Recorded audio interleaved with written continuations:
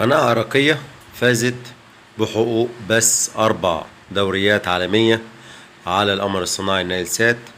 الدوريات الموجودة معانا اللي هي الدوري البرتغالي والدوري السوري والدوري التركي والدوري الإيراني. 4 دوريات عالمية أعلنت قناة عراقية عن نقلها ال4 دوريات دول.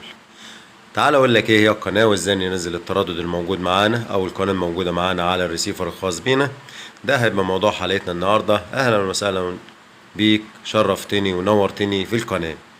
اهلا وسهلا في قناه ادم سات على اليوتيوب، القناه الاولى والرائده على اليوتيوب المتخصصه في عالم السات والترددات وتركيب الاقمار الصناعيه على اليوتيوب.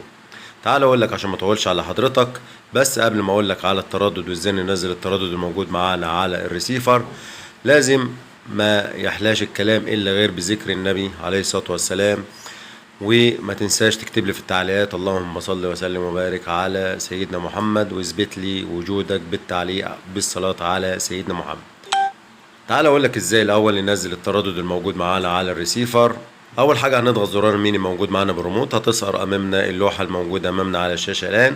هنختار منها كلمه التركيب او التنصيب او انستنيشن باللغه الاجنبيه لو الريسيفر بتاعك يدعم اللغه الاجنبيه، او اعدادات اللغه بتاعتك اعدادات اللغه الاجنبيه. عندك في صندوق اسفل في الوصف ازاي تقلب اعدادات اللغه من اللغه الاجنبيه الى اللغه العربيه، ده موجود معانا في صندوق اسفل الوصف. هنضغط على كلمة التركيب او التنصيب او انستنيشن اوكي. هتلاقي عند حضرتك كلمة 4 اصفار الباسورد الموجود معانا الخاص بالريسيفر. هتلاقي عند حضرتك برضو في صندوق اسفل في الوصف ازاي تغير باسورد الريسيفر الخاص بيك، ده كله موجود في صندوق الوصف. مش هتلاقي حد يعمل لك الاعدادات ديت او هينزل لك الفيديوهات ديت غير في قناة ادم سات على اليوتيوب. طبعا عشان ما اطولش برضو هنضغط 4 اصفار الموجود معانا، هنختار كلمة اعدادات الهوائي او ضبط الهوائي زي ما ظاهر عند حضرتك على الشاشة الان. كده انت ظهر لك اعدادات القمر او اعدادات الهوائي.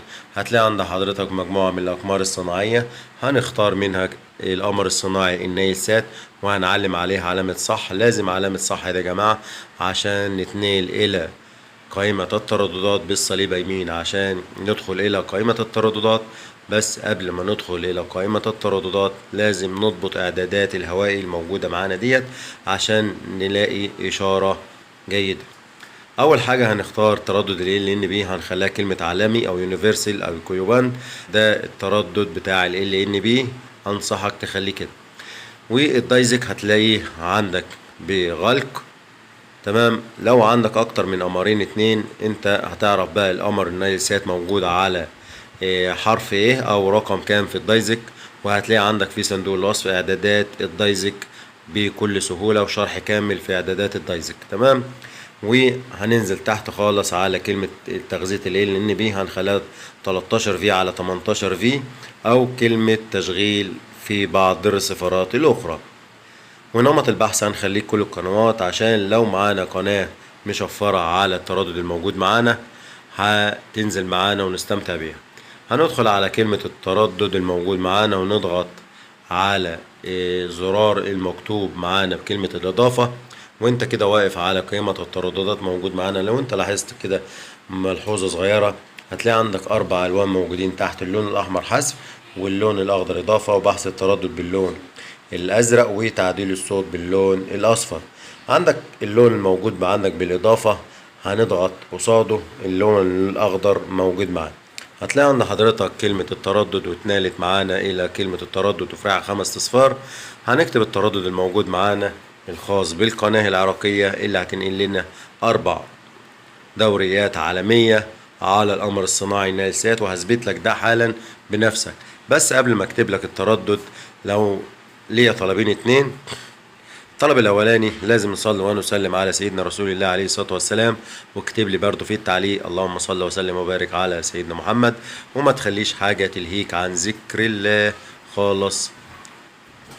وده الطلب الاولاني. الطلب الثاني، لو انت اول مره تشوفنا وتسمعني يا ريت تشترك معايا في القناه ليصل لك منا الفيديوهات الجديده، وما تنساش اشتراك ولايك وشير عشان يوصلك منا الاشعارات الجديده. لو الاشعارات بتاعتنا ما بتوصلكش اشترك معايا، الغي الاشتراك واشترك معايا تاني وفعل زر الجرس على كلمة الكل، هيوصلك منا الاشعارات الجديدة.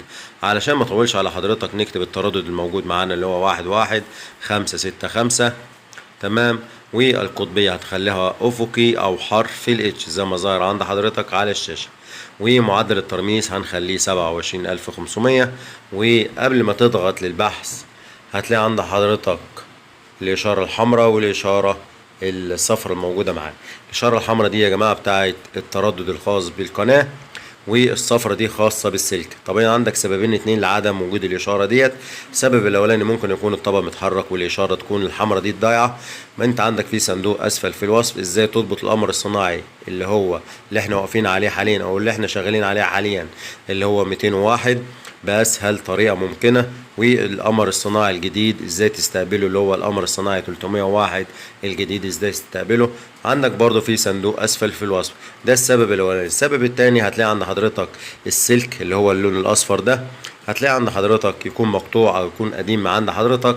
عندك برضو في صندوق الوصف ازاي تلحم صامولة الدش او تلحم السلك وتركب صامولة الدش بطريقة صحيحة.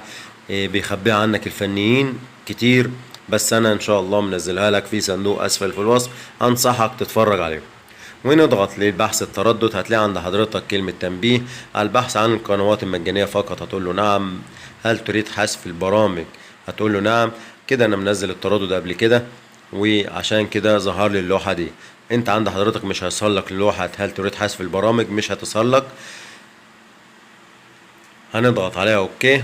وبحث الشبكة هنضغط عليه اوكي. كده التردد بتاعنا بينزل على الريسيفر والتردد معانا موجود عليه 24 قناة. ونطلع خروج وتعالى اقول لك هي فين القناة الموجودة معانا. هنجيب التردد اللي بينزل يا جماعة، هتجيب المجد قرآن مثلا او رقم 1 وتطلع فوق هتلاقي التردد الجديد نازل معانا. والقناة باسم ازدهار تي في. ازدهار تي في بجودة الاتش دي الموجودة معانا، يعني مش هتشتغل الا غير على الريسيفرات الاتش دي الموجودة معانا على في الوطن العربي. والقناة والتردد حزمة عامة يعني بيشتغل في جميع أنحاء الوطن العربي. وآدي شعار القناة أو آدي ازدهار اهيت جايبة ماتشات أو أعلنت فعلا على نقلها 4 دوريات، الدوري السوري والدوري التركي والدوري الإيراني والدوري البرتغالي على القمر الصناعي النايل سات. ألف مبروك يا جماعة. وآدي القناة جايبة اهوت كده علشان برضو أثبت لك الكلام الموجود معانا.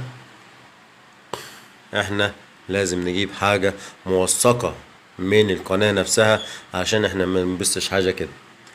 ده كان موضوع حلقتنا النهارده. لو انت اول مره تشوفني او تسمعني يا ريت تشترك معايا في القناه ليصل لك من الفيديوهات الجديده، وما تنساش اشتراك ولايك وشير عشان يوصلك منا الاشعارات الجديده.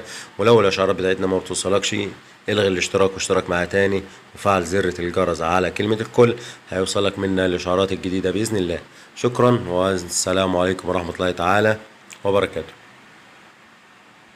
السلام عليكم.